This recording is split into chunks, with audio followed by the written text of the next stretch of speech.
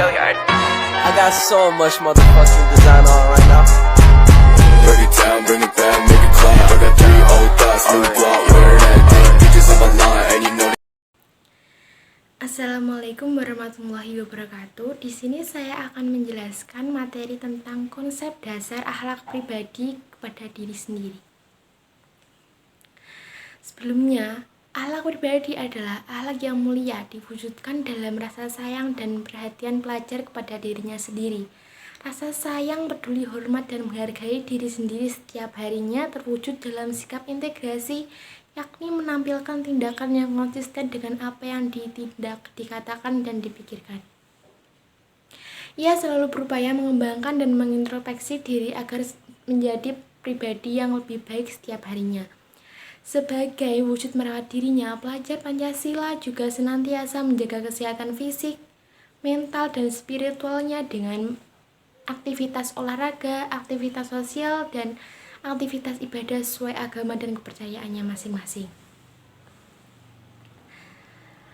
Nah, akhlak pribadi ada 2 elemen yang harus dimiliki oleh pelajar. Yang pertama adalah integrasi atau suatu penghormatan kepada dirinya sendiri dan orang lain, dan kedua adalah merawat diri secara fisik, mental, dan spiritual.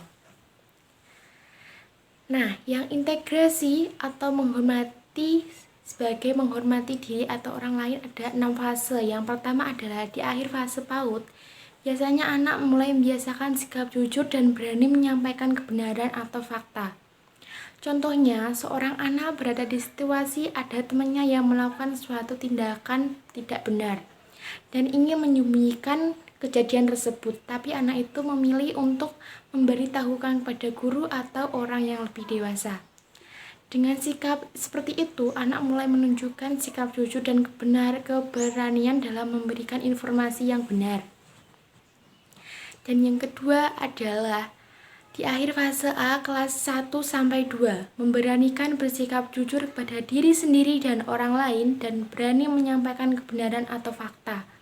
Contoh, ketika tidak mengerti suatu materi dan meminta bantuan dari guru atau teman sekelas. Selain itu, dia bisa menunjukkan kejujuran terhadap teman-temannya dengan tidak terlibat dalam hal mencontek. Yang ketiga di akhir fase B, kelas 3 sampai kelas 4, membiasakan refleksi tentang pentingnya bersikap jujur dan berani menyampaikan kebenaran atau fakta. Contoh, di mana ada perbedaan pendapat antara teman-temannya dalam suatu proyek kelompok. Anak tersebut membiasakan dirinya untuk merenung dan merefleksikan pentingnya bersikap jujur dan dengan berani menyampaikan pandangannya yang sejalan dengan kebenaran atau fakta kepada teman kelompoknya. Yang keempat adalah di akhir fase C, biasanya kelas 5 sampai kelas 6, berani dan konsisten menyampaikan kebenaran atau fakta serta memahami konsekuensinya untuk diri sendiri. Contoh, tidak ragu menyampaikan fakta atau kebenaran meskipun itu melibatkan dirinya sendiri.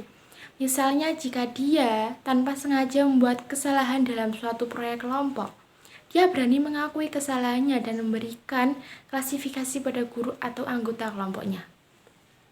Yang kelima adalah di akhir fase D, kelas 7 sampai kelas 8. Anak berani dan konsisten menyampaikan kebenaran atau fakta serta memahami konsekuensinya untuk diri sendiri atau orang lain. Contohnya, ketika ia melihat teman kelas terlibat dalam perilaku tidak etis atau melanggar peraturan sekolah, pelajar ini tidak hanya berani menyampaikan fakta tapi juga menyadari konsekuensinya nantinya. Dan yang terakhir adalah di akhir fase E, kelas 9 sampai kelas 10. Menyadari bahwa aturan agama dan sosial merupakan aturan yang baik dan menjadi bagian dari diri sendiri sebagai bisa menerapkan secara bijak dan kontekstual. Contohnya, pelajar tersebut bisa terlibat dalam kegiatan sosial atau sukarela untuk membantu mereka yang membutuhkan, sejalan dengan ajaran agama yang menekankan nilai kepedulian terhadap sesama. Nah, yang kedua adalah merawat diri secara fisik, mental, dan spiritual. Yang pertama adalah di akhir fase PAUD. Pertama biasanya Anak membiasakan diri untuk membersihkan, merawat tubuh, serta menjaga kesehatan dan keselamatan keagamaan diri dalam sebuah aktivitas kesehariannya. Contoh mencuci tangan sebelum makan, membersihkan diri setelah bermain, dan mencuci tangan setelah beraktivitas.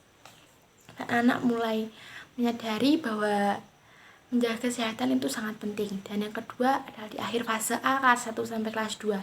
Memiliki rutinitas sederhana yang diatur secara mandiri dan dijalankan sehari-hari serta menjaga kesehatan dan keselamatan keamanan diri dan semua aktivitas kesehariannya. Contohnya, bangun pagi, mandi dan sarapan, berpakaian secara mandiri. Yang ketiga adalah di akhir fase B kelas 3 sampai kelas 4. Mulai membiasakan diri untuk disiplin, rapi, membersihkan dan merawat tubuh sehingga tingkah laku dan perkataan dalam semua aktivitas kesehariannya. Contohnya adalah rutin bangun pagi dan menyisir rambut dan pentingnya menjaga tingkah laku. Yang keempat adalah di akhir fase C kelas 5 sampai kelas 6.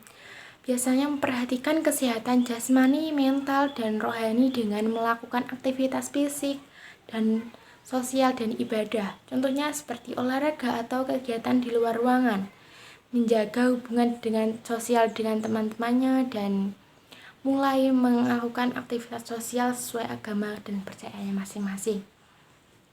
Yang kelima adalah di akhir fase D kelas 7 sampai kelas 8. Mengidentifikasi pentingnya menjaga keseimbangan kesehatan jasmani, mental, dan rohani, serta berupaya mengimbangkan aktivitas fisik, sosial, dan ibadah. Contohnya, siswa tersebut aktif berpartisipasi dalam kegiatan olahraga untuk menjaga fisiknya. Mereka mungkin menyadari kebutuhan untuk beribadah sesuai agama dan kepercayaannya masing-masing. Yang terakhir adalah di akhir fase E, kelas 9 sampai kelas 10, melakukan aktivitas fisik, sosial, dan ibadah secara seimbang. Nah, itu tadi materi yang sudah saya sampaikan. Mohon maaf jika ada salah atau kata. Saya akhiri. Wassalamualaikum warahmatullahi wabarakatuh.